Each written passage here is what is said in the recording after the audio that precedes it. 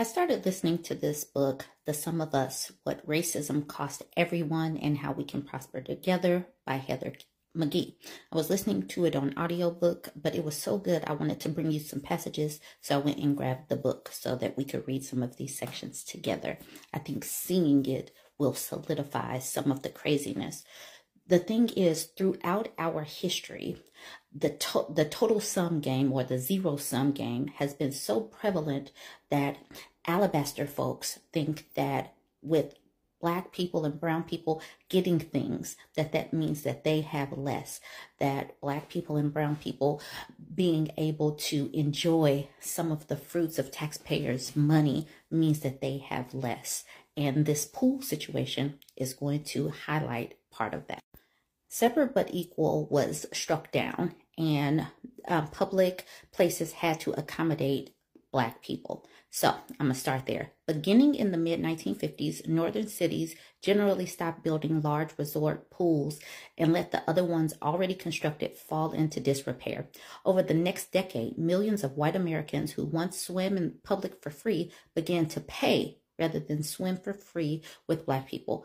Desegregation in the mid-50s coincided with a surge in backyard pools and member-only swim clubs. In Washington, D.C., 125 private swim clubs were open in less than a decade following pool desegregation in 1953. The classless utopia faded, replaced by clubs with $200 membership fees and annual dues. A once public resource became a luxury amenity, and entire communities lost out on the benefits of public life and civic engagement, once understood to be a key to making American democracy real.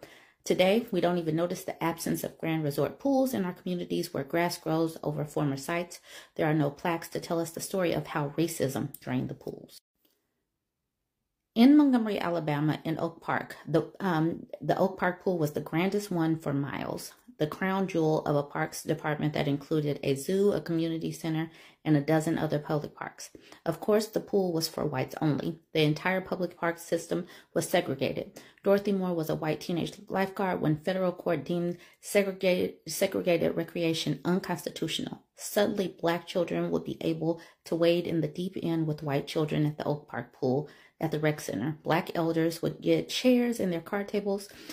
Blah, blah, blah.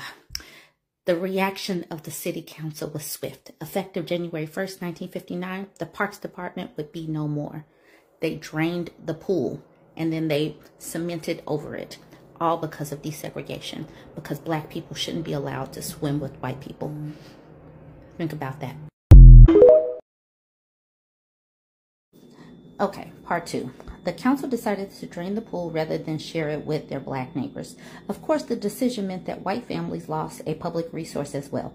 It was miserable, Mrs. Moore told a reporter 5 decades later. Uncomprehending white children cried as the city contractors poured dirt into the pool, paved it over, and seeded it with grass that was green by the time summer came along again. To defy segregation, Montgomery would go on to close every single public park and padlock the doors of the community center. It even sold off the animals in the zoo. The entire public park system would stay closed for over a decade. Even after it reopened, it never rebuilt the pool. So, they would rather be hot in Alabama than to share a pool with Black children. All right, let's go to Baltimore. Tommy was one of 3 Black children to die that summer in open water, and the NAACP sued the city. It won on appeal 3 years later, and on June 23, 1956, for the first time, all Baltimore children had the chance to swim with other children, regardless of skin color. Public recreation free from discrimination could, in the minds of the city's progressive community, foster more friendships like the one Tommy was trying to enjoy when he drowned. What ended up happening, however, was not the promised mingling of children of different races. In Baltimore, instead of sharing the pool, white children stopped going to the pools that Black children could easily access. White adults informally policed, through intimidation and violence, the public pools in white neighborhoods. In America's smaller towns, there was only one public pool. Desegregation called into question what public really meant. Black community members pressed for access to public resources that their tax dollars helped build. If assets were public, They argued they must be furnished on an equal basis. Instead, white public officials took the public assets private, creating new private corporations to run the pools. The town of Warren, Ohio, dealt with its integration problem by creating members-only veteran swim club, which selected members based on a secret vote. The club promptly selected only white residents in the town. Okay, just a couple of pieces of this. The American landscape was once graced with resplendent public swimming pools, some big enough to hold thousands of swimmers at a time. In the 1920s, towns and cities tried to outdo one another by building the most elaborate pools.